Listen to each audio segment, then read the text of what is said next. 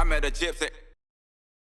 We need to, again, realize like if you can get 5th in an AMA Supercross race, you are such a gangster that it is barely describable to the average human being. And it's like, if you look at the way that the sport has evolved, and maybe it'll just naturally change now because of the players involved. Like, you had Jeremy McGrath, you had Ricky Carmichael, you had Ryan Villapoto, you had Ryan Dungey, just 10 championships, 5 championships, 4 so we were just used to, like, you guys set this model of, well, there's one guy that's going to win everything for it's been like that for a long time.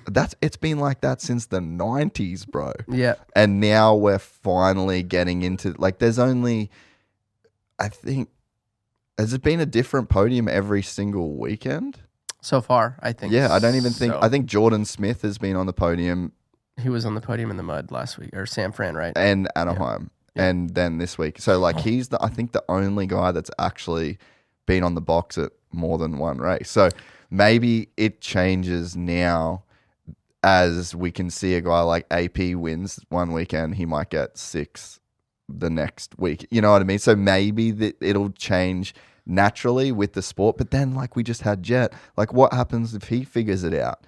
And well, I was going to say, I think it's going to change, and you're going to see those weekends, but you're also going to, cream always rises to the top, and you're eventually going to, and as the season gets on, you know, nagging injuries and travel and all that, guys aren't going to be as sharp, and they will start to lose, and then you're going to have 2 or 3 guys that, you know, that'll be there in the end that are actually in that title fight. Yeah. But I think from the sports perspective, I think we just need more guys making more money, and like more guys need to be able to like be on the line for a longer period of time, and if you know what I mean, and like be valued. You know, I know it's been talked about, like a drive to survive. Like, we need something that shows and goes super into depth, I think, into our.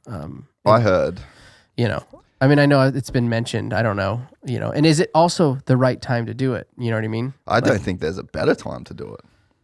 Another 5 years of where this goes, you know, or is it better to drop it now, or, you know, like, but I think to open season that, 1, season 2, season 3, I think it 4. Opened it up, you know, like watching that, you know, I was never an F1 fan, never watched it, but like the way they filmed that, it was, you know, yes, a lot of it, some of it was set up, but a lot of it wasn't. And I think that's, and also, you know, that I think would alone would help the average, you know, viewer really understands, and also potentially get bigger sponsors involved too, potentially. Yeah. You know, I don't know. I think there needs to be something explained about our sport. I heard that there was an offer to do it, and it was going to cost like $5 million, and they said no. I don't know if anyone else heard that same thing. Allegedly. Yeah. That's what I just heard through birds, you know. So disappointing in a sense. Yeah, I would.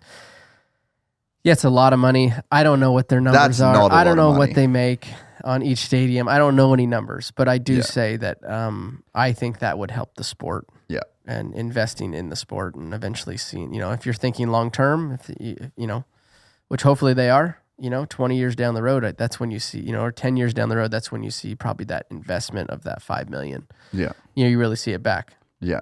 But I mean, the sport has been pretty, like this year in particular, I mean, sellout at A1, sellout at San Diego. Like, the stadium was packed, and it was pissing down. It was actually, I was surprised how packed it was. Dude, same. But so they sold all the tickets. So, like, it's a sellout, even though if people are listening and they're like, oh, it wasn't full though. Yes. It's like, yeah, well, some people probably didn't want to go on the rain, but they did sell all of the tickets. All the allotted tickets that they had for that race were sold. I don't know what the numbers at San Fran were, but that again was like it looked pretty solid. Pretty busy too in the rain. Yeah. So, I mean, I think like you guys with your show that you're doing, you can see the numbers. Like, I can see my numbers. Like, we're definitely trending. And I when I heard that and again, I don't know whether it's true, but I heard that it was like, nah, we're not going to do it. And I'm like, fucking huge L. Like,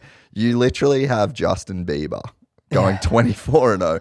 You've got both the series talking to each other. Like, you can have already footage the from- manufacturers involved, two new manufacturers stepping in, Dude. between Triumph and Ducati. I think they should do something along those lines, but it's got to be good. Yeah. Yeah, well, I think notch. Box to Box is the company that does F1, yeah. and I think that's who they were talking to. These things do take a while to get going, though. So I really do. I hope they do it. Yeah, I think it would make a huge impact on our sport. And we have the stars. Like, dude, think about just go through the 450s. I mean, it's crazy. And then you've got Deegan. Like, have you actually been to a race that Hayden's been at and been to those pits? Paula, did he race Paula last year? But no, not a back east, like what I'm seeing. You need to go. Just make a point at some point this year to just go stand in Star when he like comes off the track or is about. It's fucking insane, bro. Yeah, It is. He's another one that's done a good. That's changing. Yeah, changing the sport too. He literally. So he's in the truck. And as soon as he goes in the truck, they all just start screaming, Hayden, Hayden, Hayden, like chanting. And I was there, I was at Washougal trying to talk to Kitchen. And he's just standing there. And that's why I was like, he left because he's sick of this shit. Like, that's why he left. No, just say it, bro. Like, it's annoying. But we're trying to have this and we kind of just stopped talking. And then it's so loud because they're screaming, dude. Yeah. And then he comes out, and it's like kind of like Europe, Yeah. Europe's crazy like that. It's good to see. I think that's what I'll have to go check it out. That's. But it's very surprising to see that at a motocross track. Like, I've been to a lot of events, and I've just never seen a guy get like screamed out of his truck, and just no one else can talk. Everyone just stopped, like just like, all right, the mob's going crazy, and then he comes out and they're screaming. And to his credit too, like, he's doing it. Like, he's playing the part. He comes out of the truck. He signs the autographs. Like, he's so good about that role that he's in. And I think that's a massive thing where, like, I think James could have been a huge turning point in the sport if he wanted to play the role. And I think we got a couple of years of him wanting to play the role. And then it was just like. But it wasn't a thing that we did back then. And this wasn't, Instagram was around just, but a point, but not like it is now, you know? And I also think that when you are, if Instagram, what it was is today, and we would have realized that back then, right? If it was back then and we had it what today, like the revenue standpoint is going to make you be that person and be that character. At least it would have for me. Yeah. I would have figured out a better way to do it. Imagine just 50 G's a month coming in off YouTube. You know what I mean? I don't want a camera, I'm not going to do that to my kids. I don't want a camera around my, all the time, 3 days a week, 4 days a week. And then, that's just not me.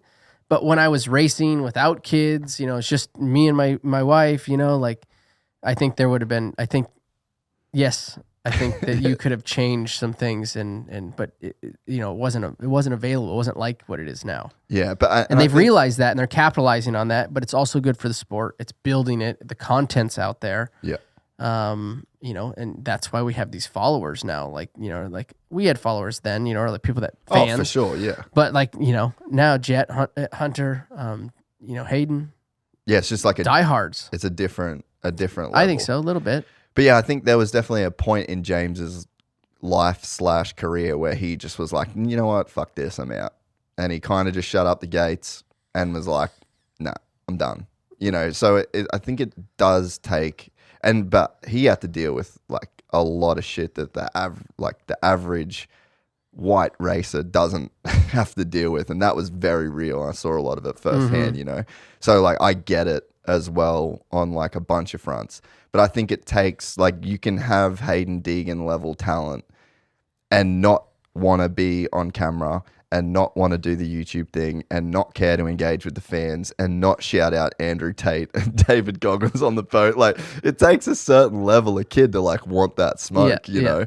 So I don't think the sport, like, you didn't want to be that guy. Like, you didn't want to be the dude. No, but I have my one kid's that guy. Like, he would do something, like Gage would do something like that, like, I don't know. I think it's also in you, but also you can also train it too to a certain extent, right? Like that's, I think myself, James, Chad, like Ricky probably would have tried to capitalize on that a little bit more if it would have been around. But things have progressed so quick with everything right now. It's different times.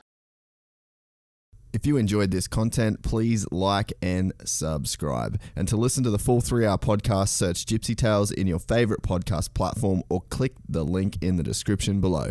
Gypsy Gang.